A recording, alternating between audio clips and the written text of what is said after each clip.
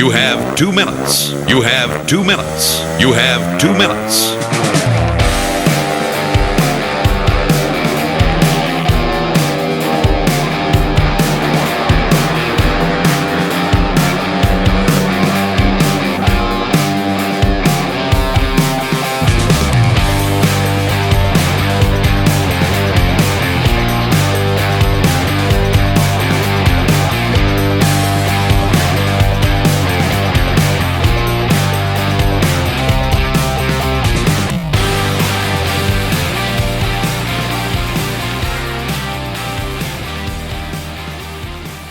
Welcome to You Have 2 Minutes in association with OK T-Shirt.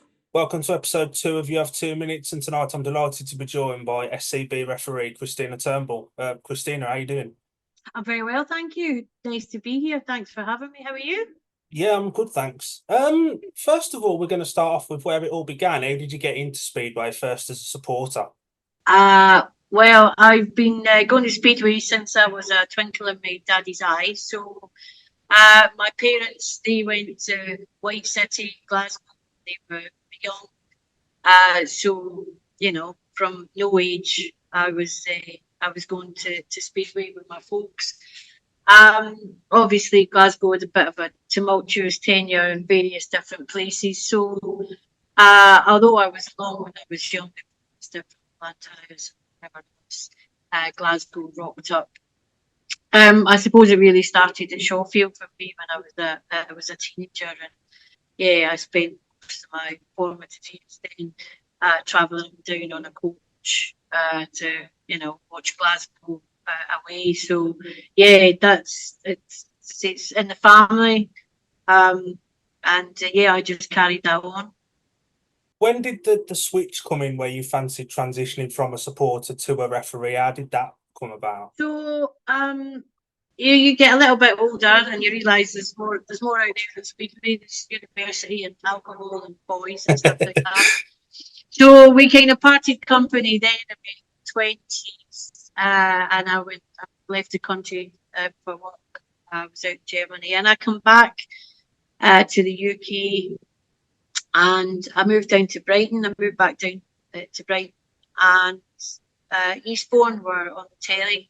I think they were in a playoff final, and I thought, God, I've not been to Speedway for years. I dragged myself along there, and it never leaves you, does it? Walking up, cold October night, frosty, dark, floodlit, smell, noise. It was just like, why have I given this a birth for the last, however many years?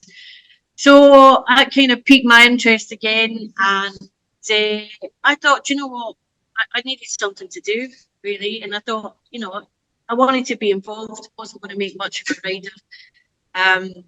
Don't have the money to promote, but I wanted to do something and give something back and be involved. And at the time, they were looking for referees, and I thought, so yeah, I applied in 2004 and started training in 2005. No, you started out as a fan. You're now a referee. When you watch Speedway, do you watch it as a fan, or is that referee bit in your mind still? Do you know, that's one thing that I tell people, and I really noticed, is that now you're a referee, I don't watch it like a fan anymore. Not the same. You can't, and I really can't watch it as a fan.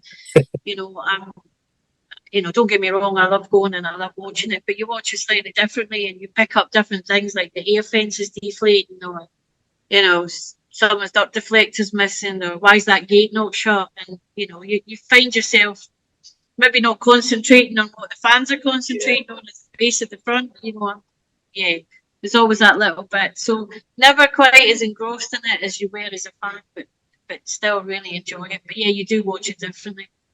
As a referee, you'll turn up to a meeting, and I think some people just think you'll sit in a box and press buttons. What is a day in the life of a ref like, from arriving at a track to leaving the track? Well, it actually starts, days before, really. So before we even get to the track, I'm looking at the team lineups. I've issued the team lineups. I'm making sure that everybody's licensed.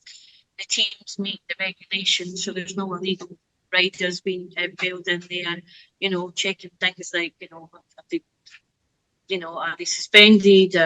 You know, are they on a concussion break? So checking all of these things are right. So that happens, you know, in a couple of days and the run up to it. When you get there, I like to try and get there about 2 hours.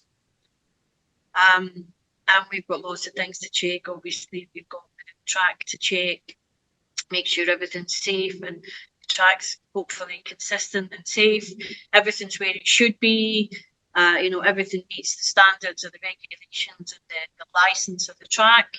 You know, we're responsible for making sure machine examiners do their job. So we're touching base with machine examiners, checking in with them, making sure everything's all right. The medical facilities are there, the paramedics are there, you know, and, you know, making sure all the necessary officials are there and know what they're doing for the day, checking all the track light works, you know, checking the program matches what should be, so, you know, you don't have to get your Tipex out so much.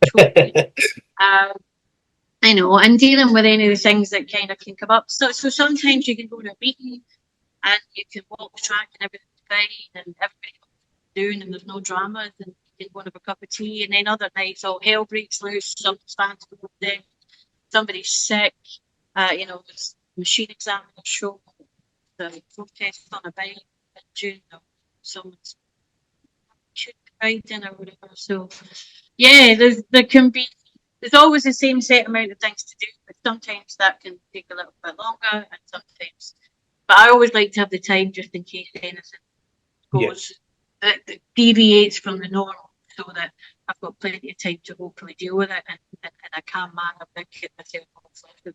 I hate being late at a track because you just never know that's waiting for you around the corner. You know?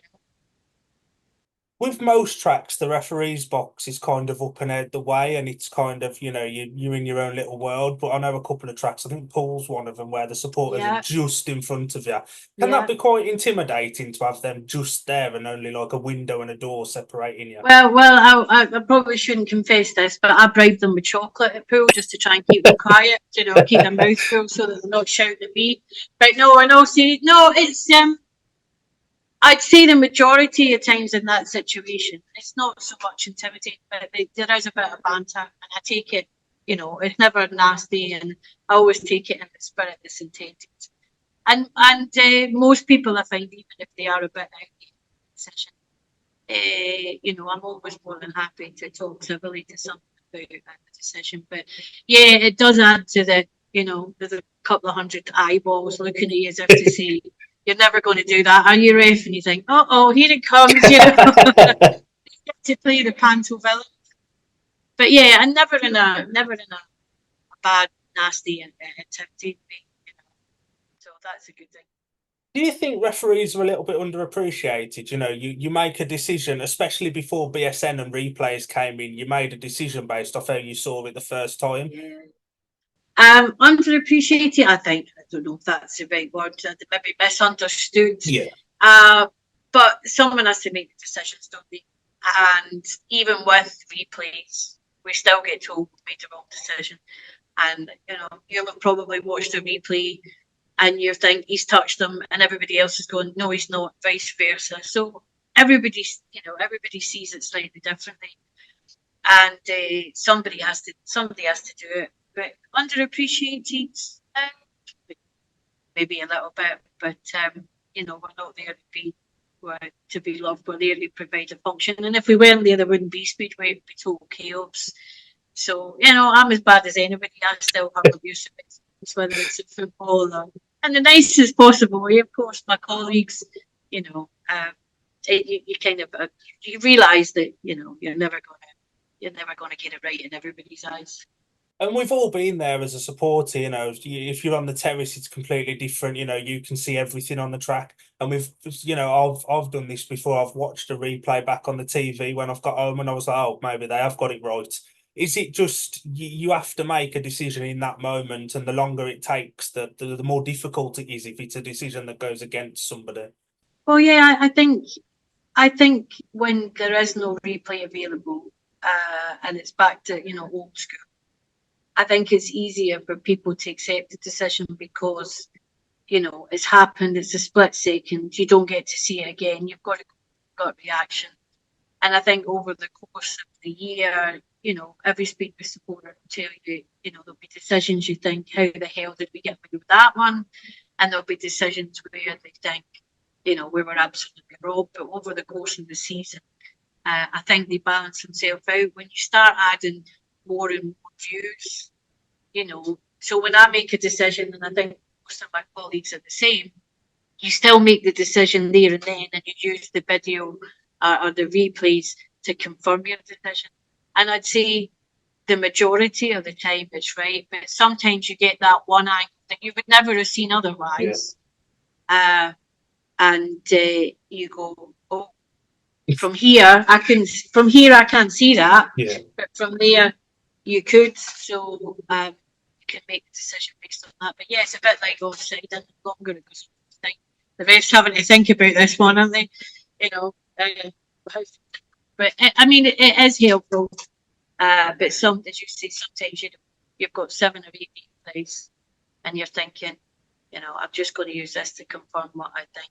But occasionally you get an angle that the only guy on the third bench sees. Bloody rubbish ref, he hit him, and you're thinking, what? And the replay confirms that. So yeah, they do have a place, and it's 2024, so we've got to try and embrace this technology as best we can. But again, you make the comparison to football. I mean, look at all the technology they've got. All the there's more blooming referees at those meetings now than anything, and still we think that they're getting them wrong. So yeah, it comes with a price. Yeah. I know for this season the starting procedure has changed, where it's following in GPs and Poland format where it'll be automated. Does that take a little bit of pressure off referees now, not having to do that? And also every referee has like a starting ritual, count to 3 and go. What was your ritual for that? Yeah, I must admit, when it's muted that they were going to be bringing in this automated starting system at FIM level, I'll be honest, I was just like, well, it's another, duty of the referee that they're taking away from them. And the start is the one part of the race that the referee could control. Don't mean manipulate, but you control it. You press the button and it starts.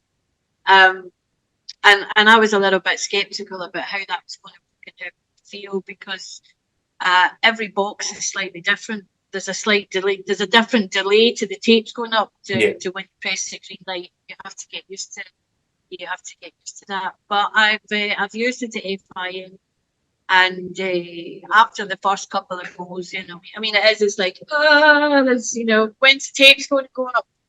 But actually, I think it's beneficial. I think it's good for the referees, because it gets away from, well, you held the tapes too long, your darts were too quick.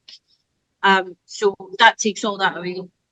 Basically, we press the green light, and within X amount of seconds, the tapes will go up. It's random, so you never know. So it takes all that away.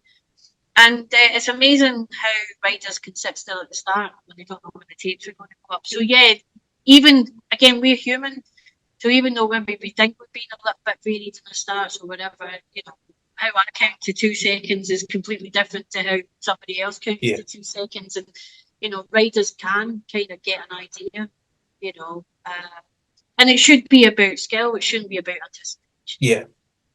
I have seen at Wolves before, actually, Rory Schline's a rider that will try and get into the mind of, and he'll watch the first couple of races when the tapes go. So riders do get a gist of it, but now they're having to guess when it's going to go. And also you are as well. If you blink for a split second, you could miss the tapes going up. Absolutely. Yeah, absolutely. So we're going to have to be focused on the starts. And I think at the start of the season, it's going to be difficult for everybody, because the referees are having to get used to it, the riders are having to get used to it.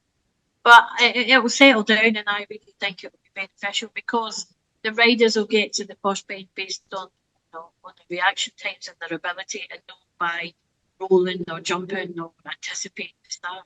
It's really difficult to penalise somebody who's just dropped the clutch bang on the right time, isn't it?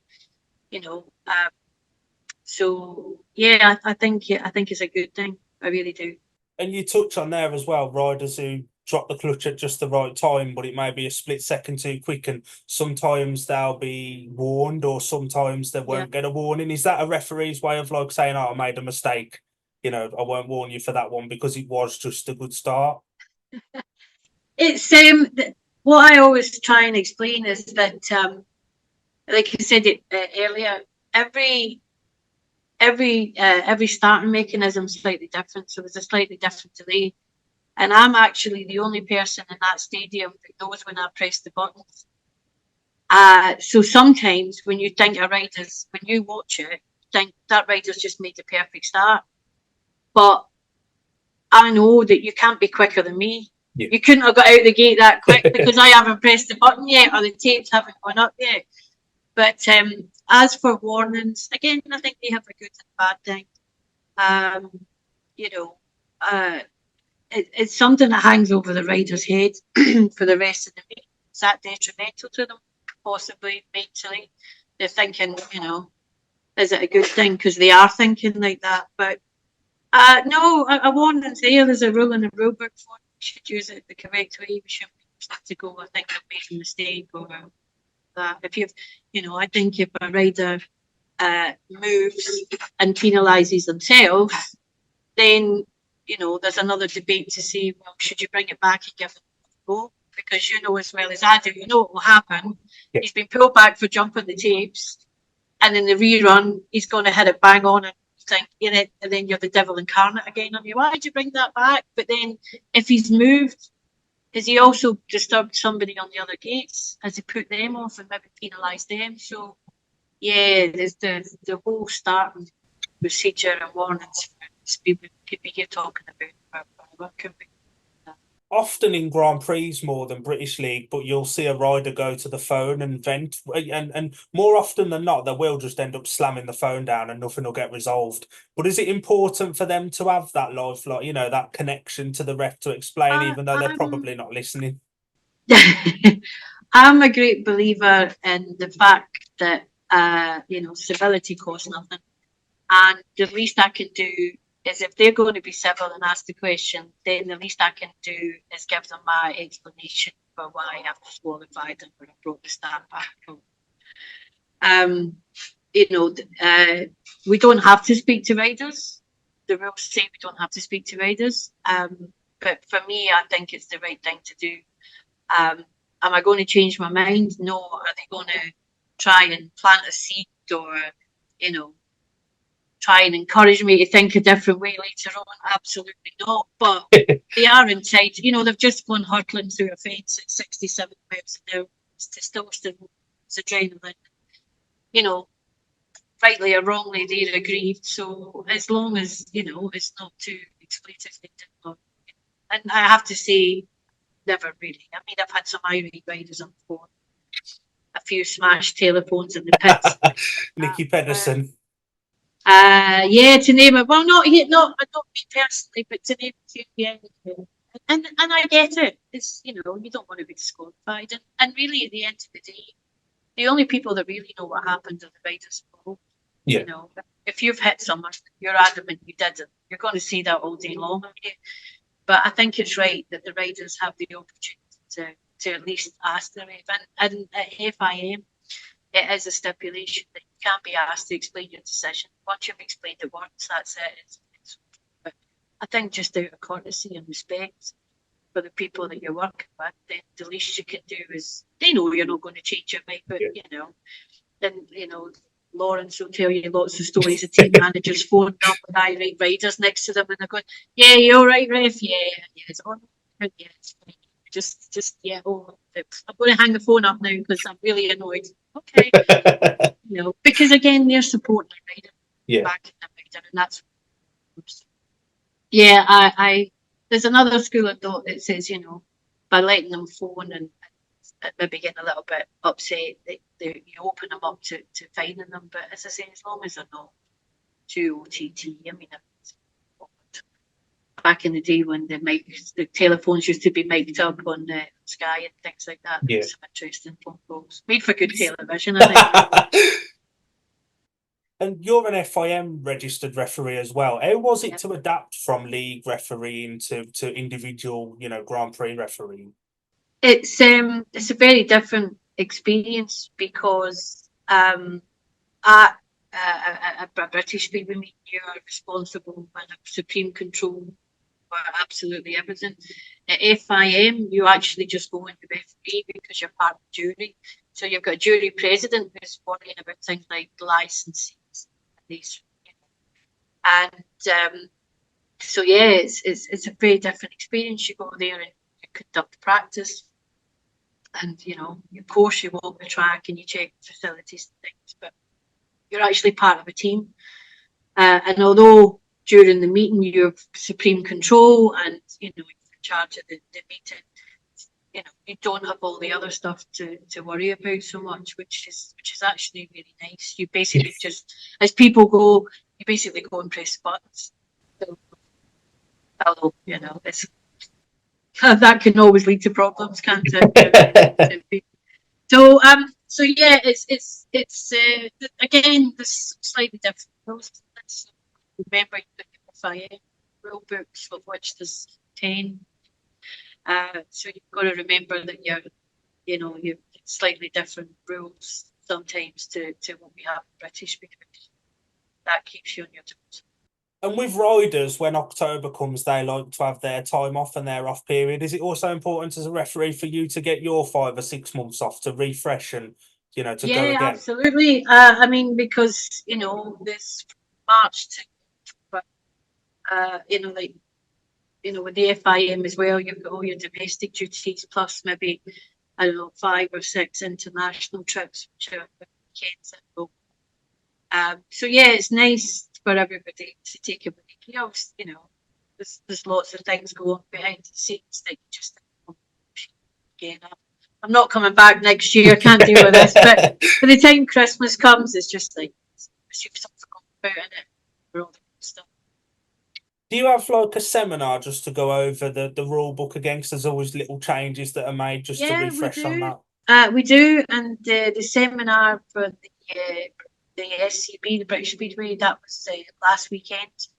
So we all get together and we all discuss the new rules so that hopefully we've all got them and we're at least trying to sing from the same hymn sheet. Every year we get a test. We've got to pass the test. Knowledge. We do various different things there. Sometimes we'll concentrate on machine operations, because obviously we have to adjudicate on any issues. Sometimes seminars about things to help people. So yeah, we focus on the rules, and it's nice to get together. Just because, of course, the dark side, aren't we, as referees? So we can all sit drown our sorrows about how ill-treated we've been season before. So it's nice to get together and handle things or dealt with issues and how we can improve. One thing that is a constant sort of divider between people is, if an unsatisfactory start, some people want 2 minutes refresh, some people want 1. But that's changed again back to 2 minutes fresh this season. Do you think that's a step in the right direction, or was it better with the 1 minute? I absolutely. I think 2 minutes is 2 minutes. You can successfully complete countless meetings by having 2 minutes and still win under an hour and a half having table runs. There's lots of other things that cause delays. The riders get 2 minutes for reason, and I know people don't want to go, but they get their 2 minutes and they can do what they need to do in that 2 minutes. We have to be conscious is that, and now we've got clocks. It's great. We're back to the old way. So it's a visible signal for everybody, and it's quite clear. If you're not ready to race in 2 minutes, you get disqualified. So everybody needs to work together. We need the riders to obey the start marshals. We need the start marshals to be authoritative and say, right, come on, guys, we're getting ready to go. And again, us to say, do you know what? It is 0, and you're going, it's not 3 seconds past or 5 seconds past. We have to be constantly consistent.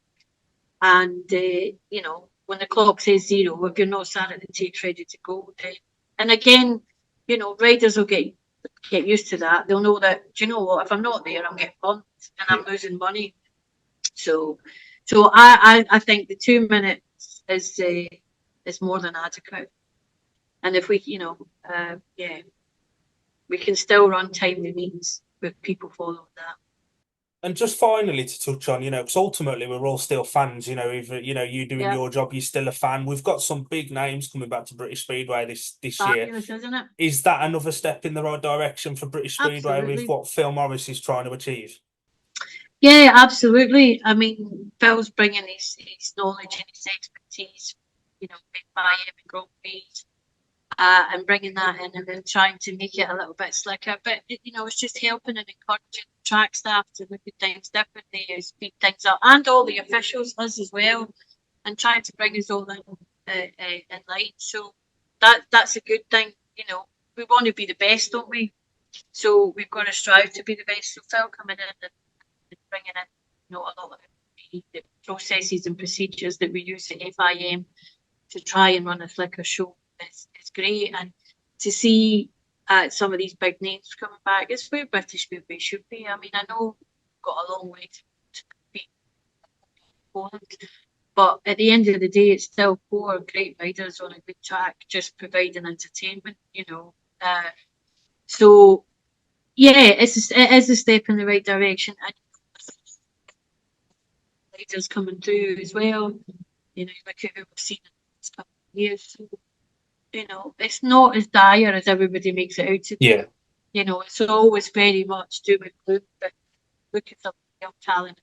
You look at the under 21, the British Live, young kids that are coming through. There's a lot of potential there, and just, you know, there's obviously something that's attracting these riders back on it. So yeah, again, it can only be a good thing. Well, Christina, massive thanks for your time tonight and giving Thank people a you. different insight into the life of a referee. And I Pleasure. hope you have a good season, and I'm sure we'll see you at a track somewhere. Absolutely, come and say hello. Thanks very much. Thank you. Cheers. Cheers.